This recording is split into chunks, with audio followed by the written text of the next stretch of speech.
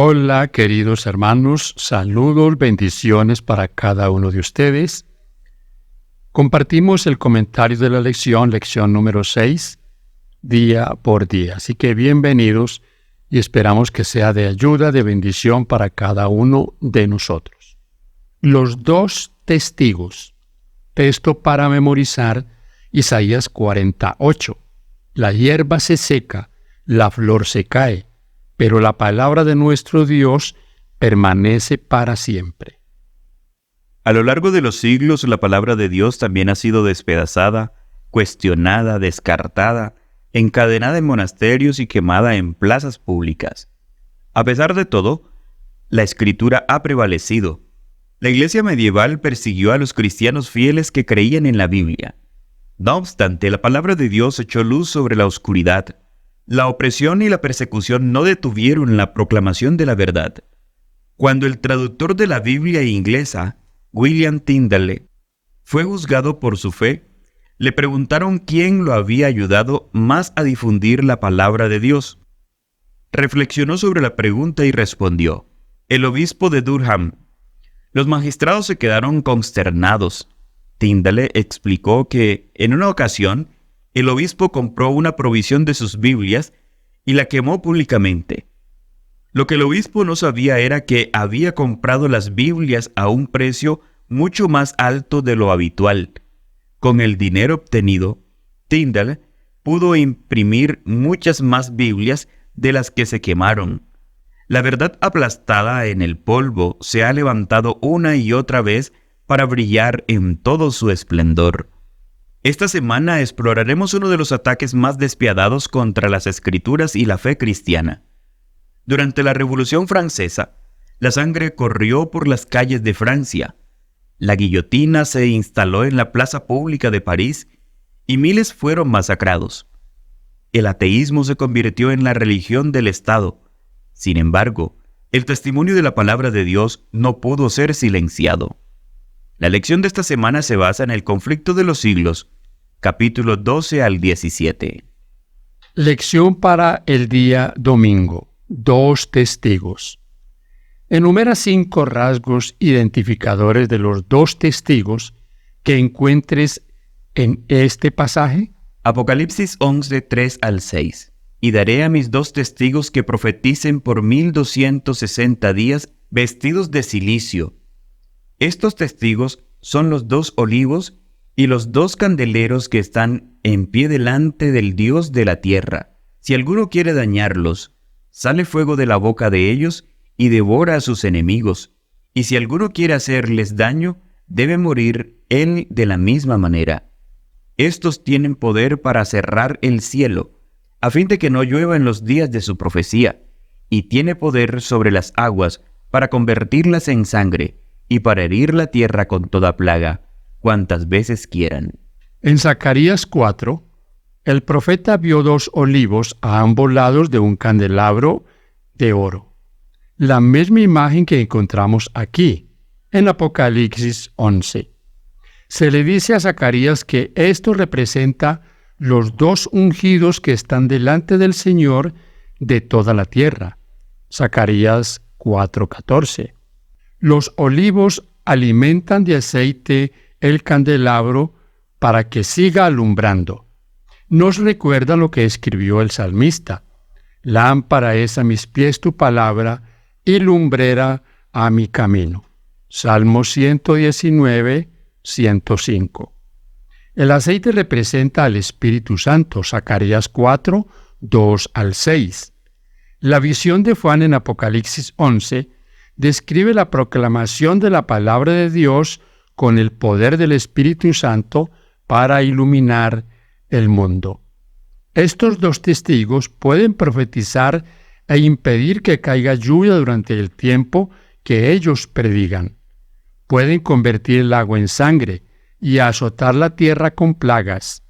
Por la palabra de Dios, Elías dijo que no caería lluvia sobre Israel, y en respuesta a su oración no hubo lluvia durante 3 años y medio. Santiago 5, 17. Entonces oró a Dios, y volvió a llover después de que los falsos profetas de Baal no lograran acabar con la sequía. Primer libro de los Reyes 17:18. Moisés, por medio de la palabra de Dios, hizo caer plagas de todo tipo sobre los egipcios, incluyendo la de convertir el agua en sangre, porque el faraón se negó a dejar libre al pueblo de Dios. Éxodo capítulo 7. Los que intentan dañar las Escrituras serán consumidos por el fuego que sale de su boca. Dios dice, porque hablaron esa palabra, yo pongo en tu boca mis palabras por fuego, y a este pueblo por leña, y los consumirá. Jeremías 5:14. La palabra de Dios comunica juicio sobre todos los que la rechazan. Su palabra es como fuego en la boca. En Juan 5:39, Jesús declara que las Escrituras del Antiguo Testamento testifican, dan testimonio de Él. También dice que el Evangelio se proclamará por testimonio a todo el mundo. Mateo 24:14. Y el Nuevo Testamento, junto con el Antiguo Testamento, será la base de este testimonio. Una palabra de la misma raíz, martis, que las palabras para testigo, utilizadas en estos dos versículos, aparecen en Apocalipsis 11:3. ¿Quiénes son esos dos testigos? En vista de estos aspectos bíblicos y de las características dadas en Apocalipsis 11, podemos concluir, aunque no dogmáticamente, que los dos testigos son las Escrituras del Antiguo Testamento y del Nuevo Testamento, que comunican la luz y la verdad de Dios al mundo. Para meditar. Muchos cristianos de hoy tienden a restar importancia al Antiguo Testamento o a tacharlo de irrelevante e innecesario, porque tenemos el Nuevo Testamento. ¿Qué tiene de malo esa actitud? Mis hermanos y amigos, aquí tenemos algunas cosas que analizar. Como tienen la tendencia hoy a rechazar el Antiguo Testamento, entonces buscan el cumplimiento de Apocalipsis 11 en asuntos futuros. Esto lo llamamos futurismo. La palabra de Dios nos muestra que Elías cerró, dice, por su oración el cielo y no llovió por 3 años y medio. Que en Egipto cayeron plagas. Que el Antiguo Testamento testifica del Señor, como testifica el Nuevo Testamento. Estos son los dos testigos, y veremos en nuestro estudio una mayor evidencia del cumplimiento de esta parte de Apocalipsis 11. Los dos testigos, el Antiguo y el Nuevo Testamento. No son Enoc o Elías y Moisés los que van a venir. Ya están estos testigos en la tierra. Lección para el día lunes. Periodos proféticos. ¿Qué similitudes ves en estos dos periodos proféticos? Apocalipsis 11:3. Y daré a mis dos testigos que profeticen por 1260 días vestidos de cilicio. Apocalipsis 12:5 y 6. Y ella dio a luz un hijo varón, que regirá con vara de hierro a todas las naciones. Y su hijo fue arrebatado para Dios y para su trono.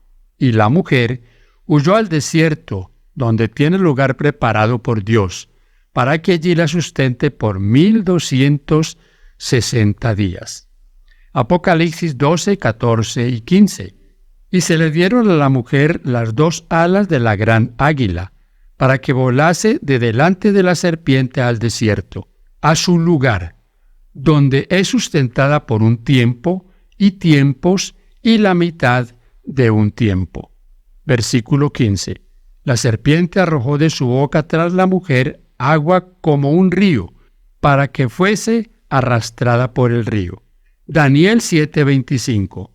Hablará palabras contra el Altísimo, y a los santos del Altísimo quebrantará, y pensará en cambiar los tiempos y la ley, y serán entregados en su mano hasta tiempo y tiempos y medio tiempo. Los 2 testigos profetizarán vestidos de saco durante 1260 días. Apocalipsis 11:3. Este es el mismo periodo que los 42 meses durante los cuales los gentiles, los que se oponen a la verdad de Dios, pisotearán la ciudad santa. Apocalipsis 11:2. Los enemigos de Dios pisotearán la verdad de Dios durante 1260 días.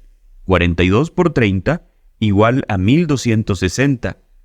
Cada día simboliza un año en la profecía apocalíptica, y los 2 testigos de Dios, el Antiguo Testamento y el Nuevo Testamento, profetizan contra ellos durante este mismo tiempo. Como ya hemos visto, la lección número 4, Daniel 7:25 dice que el poder del cuerno pequeño, que surgirá de la desintegración del Imperio Romano, perseguiría al pueblo de Dios por un tiempo, 2 tiempos y medio tiempo.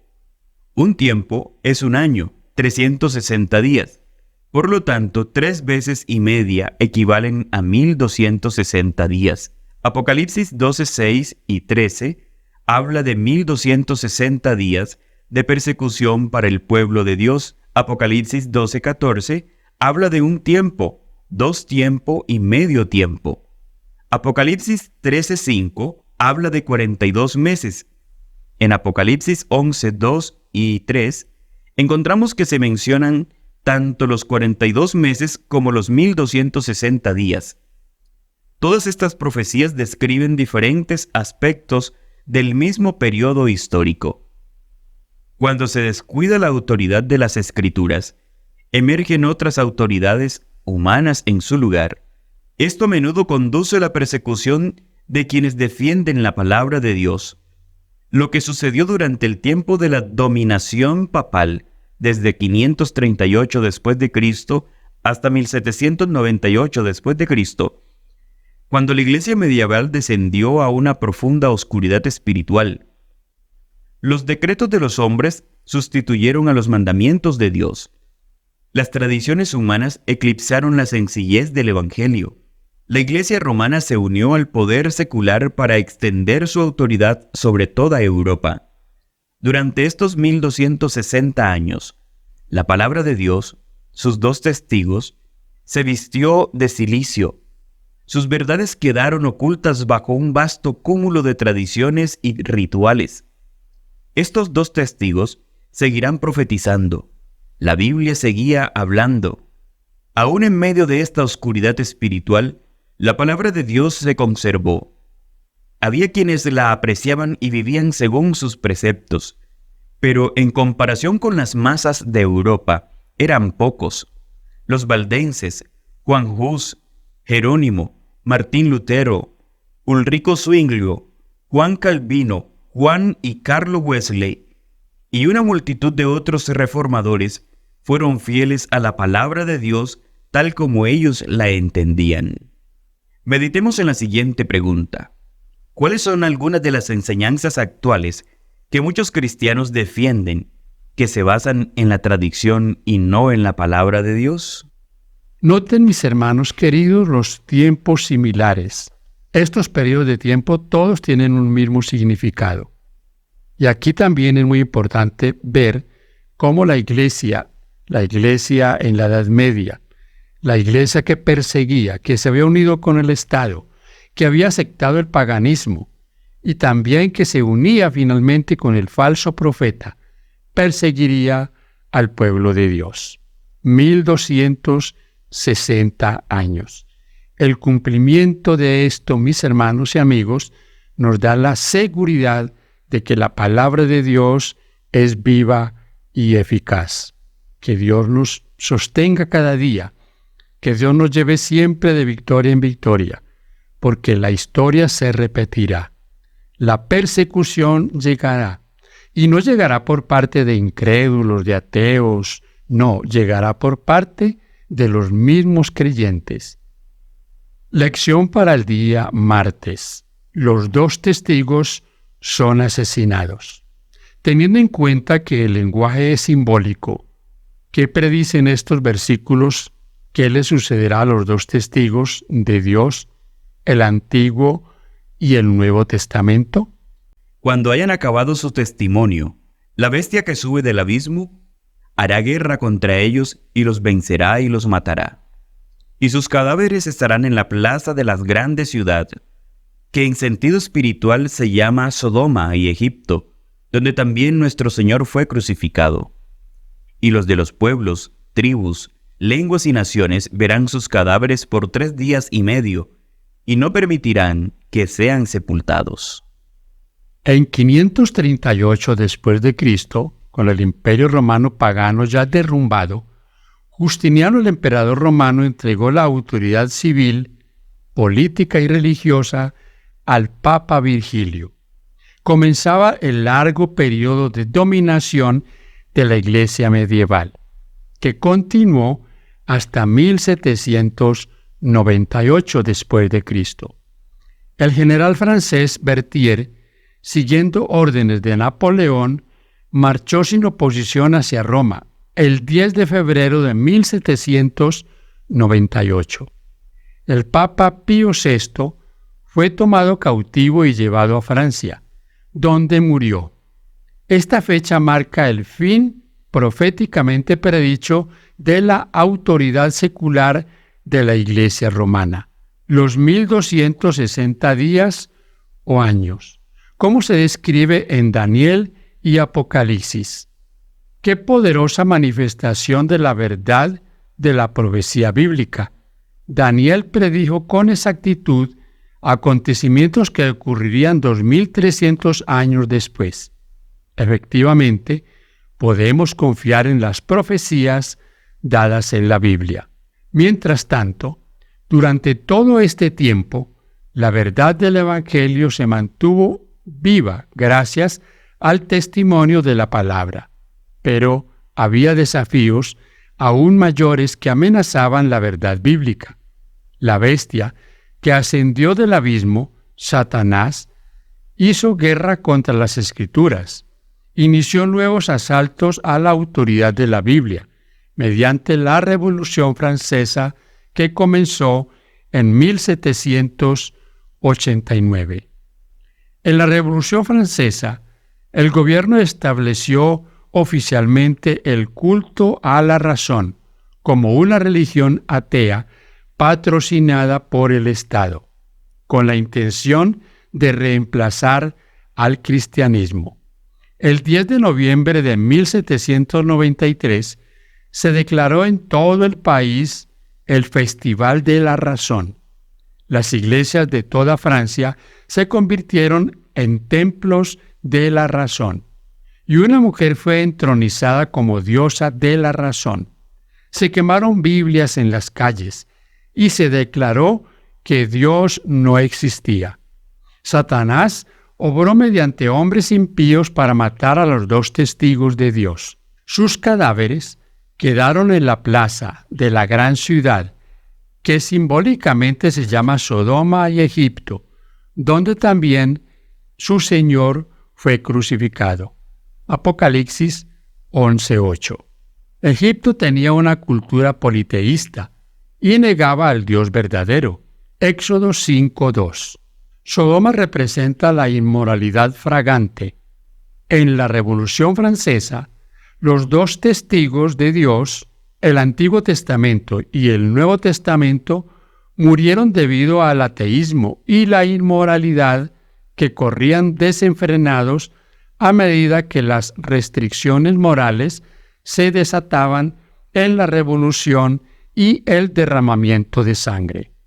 Apocalipsis 11:9 dice que el cuerpo de los dos testigos permanecería sin sepultura durante 3 días y medio, es decir, días proféticos que representan 3 años y medio literales. El ateísmo de la Revolución Francesa tuvo su apogeo durante unos 3 años y medio. Este periodo se extendió desde el 26 de noviembre de 1793, cuando un decreto emitido en París abolió la religión, hasta el 17 de junio de 1797, cuando el gobierno francés eliminó sus leyes religiosas restrictivas. Mis hermanos queridos, en esta sección para el día martes encontramos el cumplimiento de Apocalipsis 11, los 2 testigos muertos en la plaza por 3 años y medio. Una época terrible para París, para Francia, el ateísmo que quiso imponer su ideología, pero que lo que trajo fue anarquía, muerte y destrucción. Donde la palabra de Dios es anulada, ¿quién llega para imponer su imperio de mal? Por supuesto, Satanás. Pero se nos dice que fueron abolidas estas restricciones en 1797. Y precisamente en 1798 terminó el periodo de oscurantismo, la Edad Media. Lección para el día miércoles. Los 2 testigos resucitan. ¿Qué predice este texto sobre la palabra de Dios? Apocalipsis 11:11. Pero después de 3 días y medio entró en ellos el Espíritu de vida, enviado por Dios, y se levantaron sobre sus pies, y cayó gran temor sobre los que los vieron. Al final de la Revolución Francesa, la palabra de Dios, en sentido figurado, resucitaría. Habría un poderoso reavivamiento. Gran temor le sobrevendría a quienes vieran que la palabra de Dios, una vez más, se convertiría en el poder vivo de Dios para salvación. A fines del siglo XVIII, Dios suscitó a hombres y mujeres que se comprometieron a llevar el Evangelio hasta los confines de la tierra. Hubo gente que difundió rápidamente el mensaje de la Biblia, como William Carey, que viajó a la India y tradujo la Biblia a docenas de dialectos indios. Se enviaron misioneros por todo el mundo, impulsados por el poder de la Biblia. No es casualidad que estos esfuerzos misioneros mundiales surgieran después de la Revolución Francesa. La palabra de Dios es una palabra viva y aunque para muchos parecía muerta, seguía viva en el corazón de los creyentes y resucitaría plenamente, como predecían las profecías de Apocalipsis. En cierta ocasión, el incrédulo Voltaire dijo con arrogancia: «Estoy cansado de oír de continuo que 12 hombres establecieron la religión cristiana. Yo he de probar que un solo hombre basta para destruirla». Han transcurrido varias generaciones desde que Voltaire muriera, y millones han secundado su obra de propaganda contra la Biblia. Pero tan lejos de ser destruida, estuvo que, allí donde habían 100 ejemplares en tiempo de Voltaire, hoy día hay 10.000, por no decir 100.000 copias del libro de Dios. Como dijo uno de los primitivos reformadores al hablar de la iglesia cristiana, la Biblia es un yunque sobre el cual se han gastado muchos martillos. Elena de Guay, El conflicto de los siglos, página 289. ¿Qué nos dicen estos pasajes acerca de la Biblia y por qué podemos confiar en ella? Salmo 119:89. Para siempre, oh Jehová, permanece tu palabra en los cielos. Salmo 111:7 y 8. Las obras de tus manos son verdad y juicio. Fieles son todos tus mandamientos. Afirmados eternamente y para siempre, hechos en verdad y en rectitud. La palabra de Dios puede ser atacada o suprimida, pero nunca será erradicada. Incluso muchos que profesan ser cristianos socavan su autoridad de diversas maneras, cuestionando parte de la Biblia o haciendo tanto hincapié en los elementos humanos que casi pierde su sello divino, y la verdad de Dios se ve socavada. En ningún caso debemos dejarnos seducir por los ataques a la palabra de Dios. Hoy sigue viva, habla el corazón humano e insufla nueva vida a quienes están dispuestos a escuchar la palabra y seguir sus enseñanzas. Meditemos en la siguiente pregunta: ¿qué profecías en particular te hablan a ti personalmente y por qué?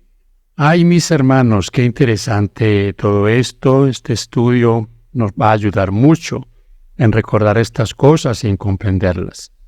Creo que la historia lo dice con toda claridad. Después de la Revolución Francesa, la predicación del Evangelio. Para comienzos del siglo XIX, recuerden ustedes cuando Guillermo Miller, cuando todo ese despertar llegó, es el cumplimiento de lo que se había dicho, los dos testigos resucitarían. Hoy la palabra de Dios está en toda casa. Y aquí hay un problema también que debemos tener en cuenta. Cómo, aún teniendo la Biblia, se socava su verdad. Hemos venido compartiendo con ustedes la humanización de la palabra de Dios. ¿Recuerdan? Lo que les conviene a aquellos que tratan de acomodar las cosas a su criterio, lo aceptan como inspiración divina, pero lo que no les conviene, lo toman como escritura de hombres. Lección para el día jueves. La verdad triunfante. A pesar de los ataques del enemigo, la obra de Dios en la tierra llegará a un clímax glorioso. El Evangelio se predicará a toda nación y tribu, lengua y pueblo. Apocalipsis 14:6. El gran conflicto entre Cristo y Satanás terminará cuando Cristo derrote completamente a los poderes del infierno. El reino de Dios triunfará sobre el mal y el pecado será erradicado para siempre del universo. Apocalipsis 11 comienza con el intento de Satanás, mediante la Revolución Francesa, de destruir la fe cristiana y erradicar la creencia en Dios. Pero el capítulo termina con el triunfo del reino de Dios sobre los principados y las potestades del mal. Es un estímulo para todos los que sobrellevan duras pruebas por la causa de Cristo y su verdad. Según estos versículos, ¿qué acontecimientos tendrán lugar en el tiempo del fin cuando suene la séptima trompeta? Apocalipsis 11, 15 al 18.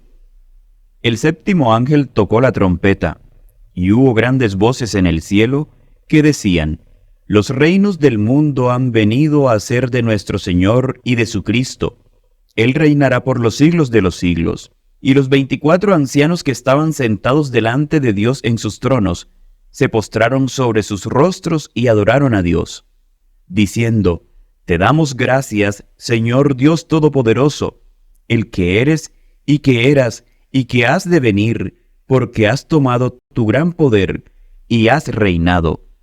Y se airearon las naciones, y tu ira ha venido, y el tiempo de juzgar a los muertos, y de dar el galardón a tus siervos los profetas, a los santos, y a los que temen tu nombre, a los pequeños y a los grandes, y de destruir a los que destruyen la tierra. Los reinos de este mundo llegarán a ser reinos de nuestro Señor. Cristo es victorioso, el mal es derrotado. Jesús gana y Satanás pierde. La justicia triunfa, reina la verdad. Haríamos bien en prestar atención a la siguiente instrucción.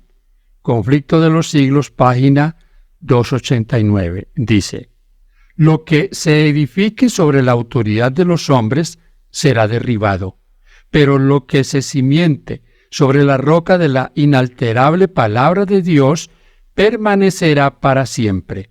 ¿Qué vio Juan abierto en el cielo? ¿Qué vio cuando miró el cielo por dentro? Apocalipsis 11, 19. Y el templo de Dios fue abierto en el cielo, y el arca de su pacto se veía en el templo, y hubo relámpagos, voces, truenos, un terremoto y grande granizo. El templo de Dios en el cielo se abrió a la vista de Juan. Al contemplar el lugar santísimo, vio el arca del pacto en el santuario del Antiguo Testamento, que era un tipo inspirado en el modelo del gran original en el cielo. La gloriosa presencia de Dios se revelaba entre las dos figuras angélicas formadas en la cubierta del arca del pacto. Dentro del arca estaba la ley de Dios. Aunque somos salvos solo por gracia, mediante la fe, la obediencia a la ley de Dios revela si nuestra fe es auténtica. La ley de Dios es la base o norma del juicio. Santiago 2:12.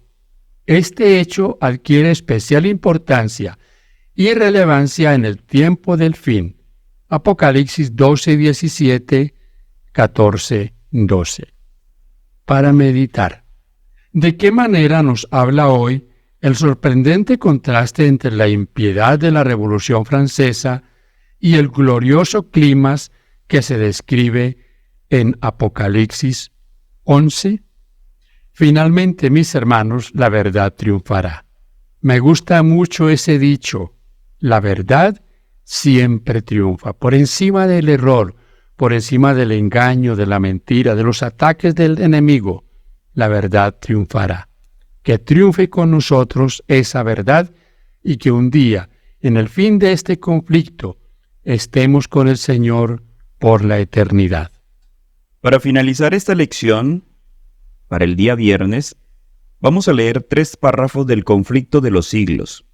El primero lo encontramos en la página 271.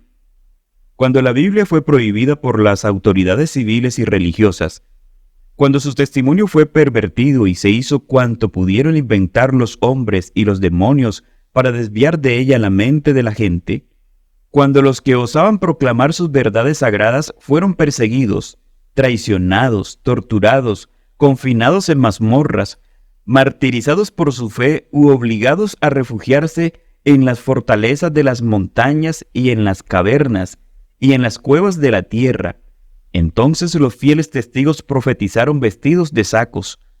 Sin embargo, siguieron dando su testimonio durante todo el periodo de 1260 años. Aún en los tiempos más sombríos, hubo hombres fieles que amaron la palabra de Dios y fueron celosos de su honor.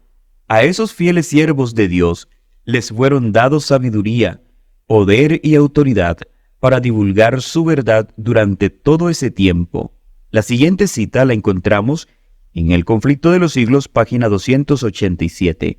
Cuando Francia rechazó a Dios y desechó la Biblia públicamente, hubo impíos y espíritus de las tinieblas que se llenaron de júbilo por haber logrado el objetivo tanto tiempo deseado. Un reino libre de las restricciones de la ley de Dios.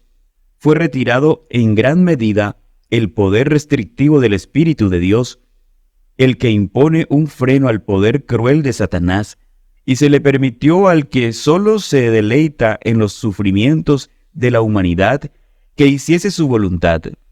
Los que habían preferido servir a la rebelión cosecharon sus frutos hasta que la tierra se llenó de crímenes tan horrendos que la pluma se resiste a describirlos. De las provincias devastadas y las ciudades arruinadas se oía un clamor terrible, un clamor de angustia amarguísimo. Francia se estremecía como sacudida por un terremoto.